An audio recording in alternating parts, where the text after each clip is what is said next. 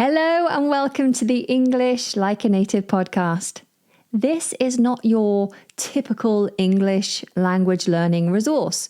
There are no textbooks here, no grammar rules, just the weird and wonderful version of English that you will hear spoken in the UK. So tune in for your daily dose of very ordinary English chatter from a very ordinary English girl.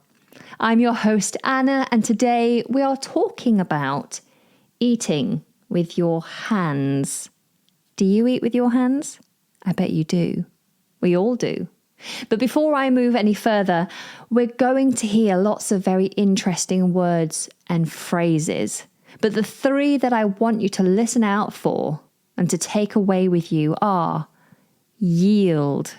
Now this has other quite common meanings, but today you'll hear it to mean to bend or break under pressure. It yields. The next word is relish. Relish, to relish something. This means to really like or enjoy something. You relish it. And then the third word is homage. Homage. This is a noun. It is a deep respect or praise that's shown for a person or God. So there you go. Yield, relish, homage. So how do you feel about eating with your hands? We all eat with our hands at some point. Some of us probably more than others. But there are many foods that we just grab at and pop into our mouths. You know, I'm British. I love to drink tea and I love to dunk a biscuit. I can't imagine using cutlery to deal with my biscuit. I mean, how would that even work? You'd have to pin it between your fork and your spoon. It just wouldn't work. You have to use your hands. Dunk, dunk, dunk. I sound like a mouse. And then there's lots of foods that it would just be so fussy if you weren't using your hands. Can you imagine a sandwich, eating a sandwich with anything other than your hands? Pizza, I mean, sometimes I will use a knife and fork with pizza, often if it's really thin and sloppy and the base isn't very sturdy, and so you can't really pick up the slice of pizza without it all just sliding off, all the cheese sliding off the pizza. So in that case, I would use a knife and fork. Really, pizzas are better when you eat them with your hands. And a sandwich, of course, with your hands. What else? Fruit. I often pop my head into the fridge and, a blueberry. Just throw that into my mouth. Or crisps, snacks, those kinds of things we always eat with our hands. So we all do it. But strangely enough, if you pose that question to me, if you say, Anna, how do you feel about eating with your hands? Strangely enough, despite eating with my hands regularly, and even more so now that I have young children, when I think about eating with my hands, my immediate reaction is disgust. But I don't find eating with my hands disgusting, but when you pose that question, my immediate thought is, ugh. And that's because my mind jumps to a very specific experience that I don't like, which is eating fajitas or burritos or anything that's in a wrap, where the food is held inside a wrap and the food that's inside is juicy. And so the wrap starts to soften and fall apart, letting those juices slowly seep out and cover my fingers, my hands and my wrist, getting underneath my fingernails. And then the wrap starts to break apart and I have to quickly shove food into my mouth in an effort to save it from falling and splatting all the juice all over my outfit. It's just so messy. I don't know why it bothers me so much, but it does. I think that's the control freak in me. I feel so out of control when I'm in that situation with a fajita that's just falling apart and there's juice running all down my arms and food falling everywhere. And you're shoving it in your mouth. But if I put that aside for a minute, then eating with your hands is perfectly fine. So tell me, have you ever stopped to think about the simple act of eating with your hands? Because it is often seen as a childhood habit or something that's reserved for informal settings. But I'm here to tell you that actually there's a lot more to it than that. Eating with our hands is like embarking on a sensory adventure, a journey that connects us deeply with the food we enjoy. It's a practice that goes beyond mere convenience. It's a celebration of authenticity in a world filled with elaborate dining rituals. So let's dive right into this sensory symphony, shall we? When you eat with your hands, it's not just about the taste. It's about engaging all your senses, the touch, the smell, and of course, the taste. Imagine sinking your fingers into a ripe, juicy peach. The soft flesh yields to your touch, releasing a sweet aroma that tantalizes your senses before you take the first delectable bite. This tactile exploration begins before the food even reaches your mouth, setting the stage for a deeper connection. It's a journey of sensations that cutlery simply can't replicate. Now let's talk about the chemistry of touch. Did you know that our hands have a unique scent? And when we handle our food, we transfer these molecules onto it. Are you smelling your hands now? Mine smell, well, quite clean. And I can detect a hint of pomegranate, which is, well, that's probably from my hand soap, actually. Now, this little interaction between hands and food influences the food's aroma and flavour. Take kneading dough when you're making bread, for example.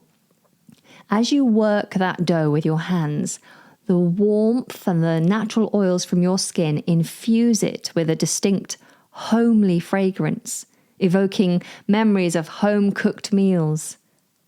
But guess what? Eating with your hands is not just a Western thing. I'm sure you are all aware of that. It's a global phenomenon, celebrated and cherished in many cultures. In India, for example, it's not just about convenience, it's a cultural tradition, deeply rooted in history. The Indian thali, a meal that showcases an array of flavours and textures, is meant to be savoured with your fingers. Each bite is like an exploration of taste and tradition, connecting you to a rich culinary heritage that spans centuries. It's a celebration of culture, identity, and the customs that have shaped the subcontinent. And let's not forget Africa and Asia. These regions also have a deep reverence for eating with hands. In Ethiopia, they use injera, a spongy sourdough flatbread, to scoop up stews and salads, creating a tactile and communal dining experience. Similarly, in various Asian countries, from Thailand to Indonesia, eating with your hands is considered the norm for certain dishes. It fosters a sense of togetherness and shared enjoyment, reminding us that food isn't just nourishment. It's a window into the soul of a culture.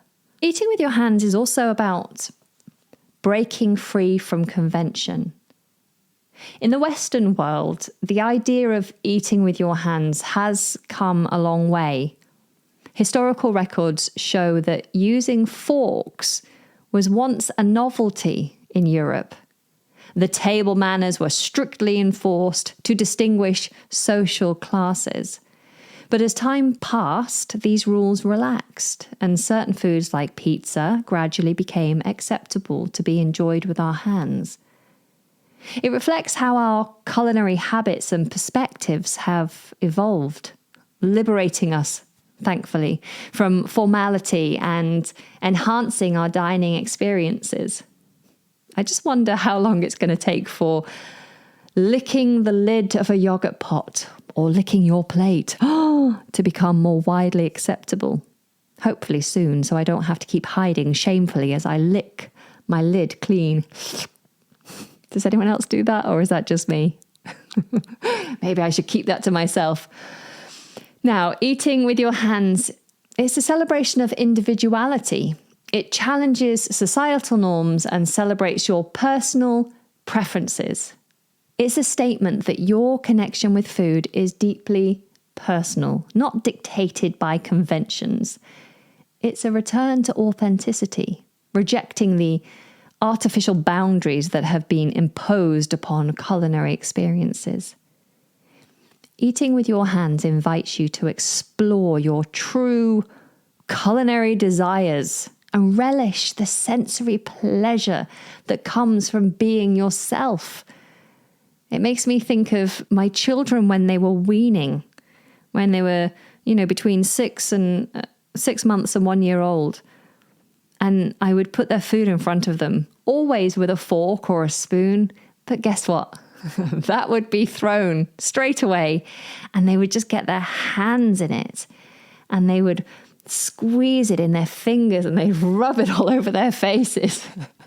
They really enjoyed the whole experience of food. It wasn't just about put it in the mouth and taste it. It was feel it, test it, rub it on your face, stick it in your hair, throw it at the wall. And we have to get back to that, not to that messy stage. I don't think I could bear that, but we definitely have to get back to connecting to our food. There's a magic in touch. Food tastes better when you consume it with your hands. And I know that sounds mystical, but it is firmly rooted in science.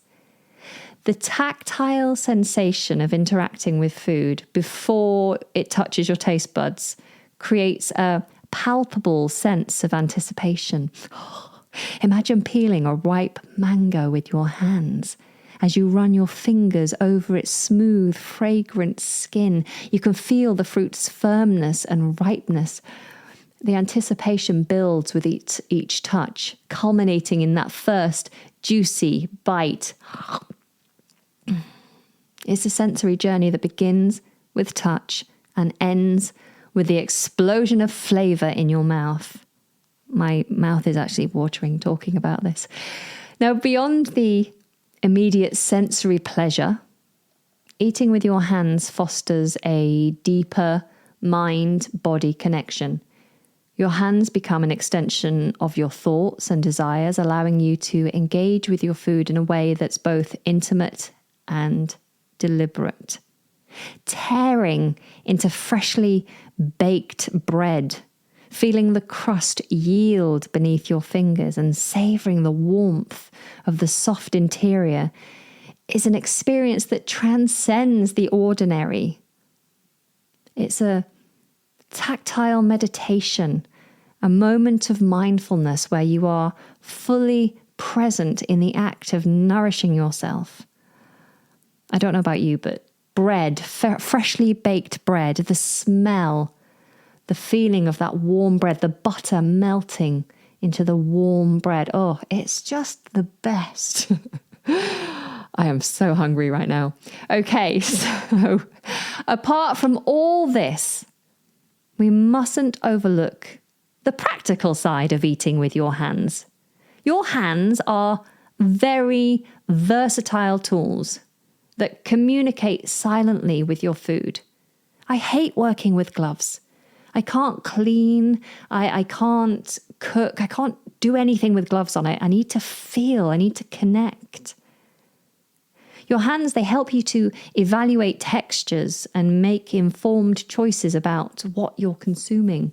When you use your hands to explore the textures of a dish, you engage in a sensorial journey that heightens your awareness of the culinary experience. It's adaptive to various eating environments like those bustling Asian markets where street food vendors serve up delicious dishes perfect for eating on the go. And skilled chefs often employ their hands to meticulously arrange delicate ingredients, creating visually stunning compositions that engage not only the palate, but also the eyes. Now, if you, like me, have some hang-ups about getting messy hands, perhaps we should all really work on embracing the novelty of eating with our hands. It encourages exploration, stepping outside of our comfort zones. It reminds us that food is an adventure, a journey of discovery where we engage with all our senses, unburdened by preconceived notions of propriety. And speaking of culinary boundaries, fusion cuisine benefits greatly from the practice of eating with your hands. Now, combining elements from different traditions can lead to astonishingly delicious results. Dishes like sushi burritos and Mexican-inspired Indian tacos. They embrace the fluidity of culinary innovation while encouraging diners to embrace the tactile joy of eating with their hands. I must go and eat. In conclusion, and then I'm going to run to the kitchen. In conclusion, eating with your hands isn't a primitive or uncivilized practice. It's a celebration of our humanity, a homage to our diverse cultural heritage, and a testament to the sensory richness of the culinary world. So next time you pick up a burger or a sandwich, take a moment to truly savor the diverse textures and flavors with your fingertips. Embrace the sensory delight.